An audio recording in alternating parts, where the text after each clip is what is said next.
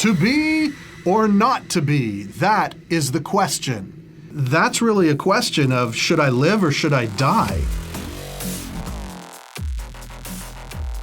I just realized that life hurt.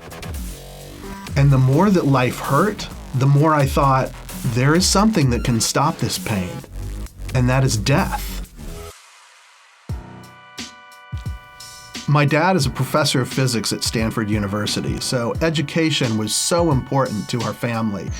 And as a result, I grew up reading all the time. One of the things I loved to read was Greek mythology. And you know, if you read enough of this Greek mythology, you see that it's these gods like Zeus who see these earth women that they're attracted to, and they have children with them. All the great heroes of Greek mythology, Hercules and Perseus and Theseus, they're all these half man, half gods. You know, honestly, that's kind of the way Jesus came across to me. There's this God and he finds this Mary, and it's they have a child, and it's Jesus, the Son of God. I mean, it just came across as very not monotheistic and not Jewish at all. My grandfather exchanged letters with his family in Austria back and forth until one day the letters stopped. And it was at that point that he knew that his family had been interned in concentration camps and that he would never see them again. Because of that experience, it was so important for me and for all my family to understand who we were as Jewish people. I grew up in the synagogue. I studied to read the Torah, and I ended up reading every week after my bar mitzvah. It influenced everything about how I grew up.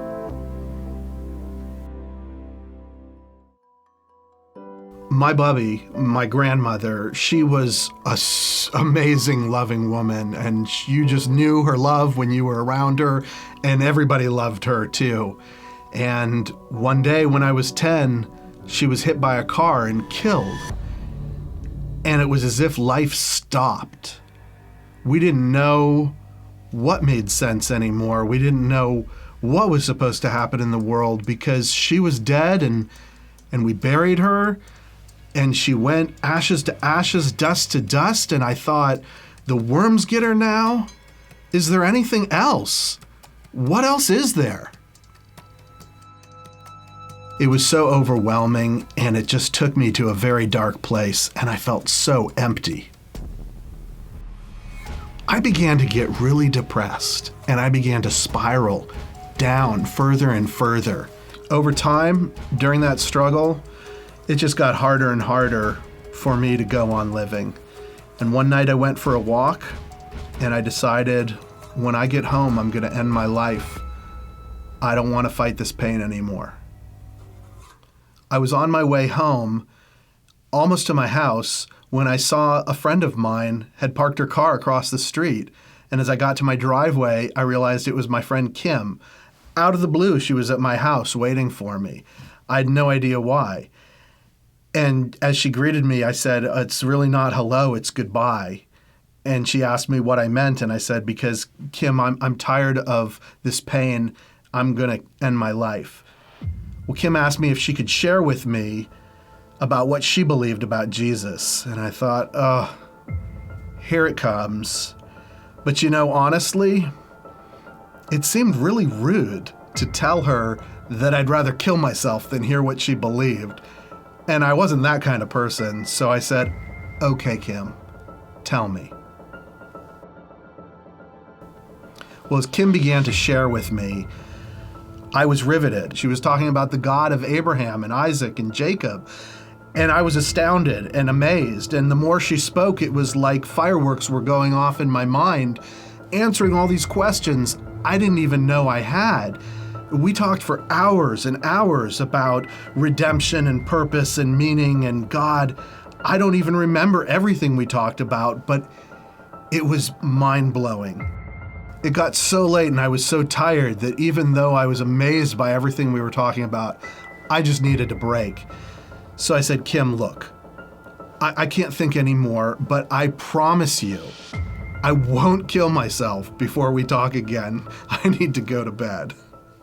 The next 2 days, all these thoughts kept going through my mind again and again. Is this about Jesus true? Is it not true? Is this worth living for? Is the pain too great? Should I die? And all of a sudden, I'm caught off guard. It's like this smoke is pouring in underneath my door. It was like a cloud. It was obscure. I couldn't see, but it was coming and closing in on me. And it was like an aura around me that was shrinking. And it was getting smaller and smaller. And I realized that it was simply evil. And I called out in that moment to Jesus, save me. And suddenly the cloud receded and it just backed away as the same way it came, funneled out, went under the door and was gone. And all that I was left with was peace and the light in the room. Everything in my life changed from that point forward. Shortly after that, I borrowed Kim's Bible because I'd never seen a New Testament before. I guess I thought it was going to be something weird like out of the Greek mythology that I'd been reading, but actually it seemed just like the Bible I knew. It was Yeshua.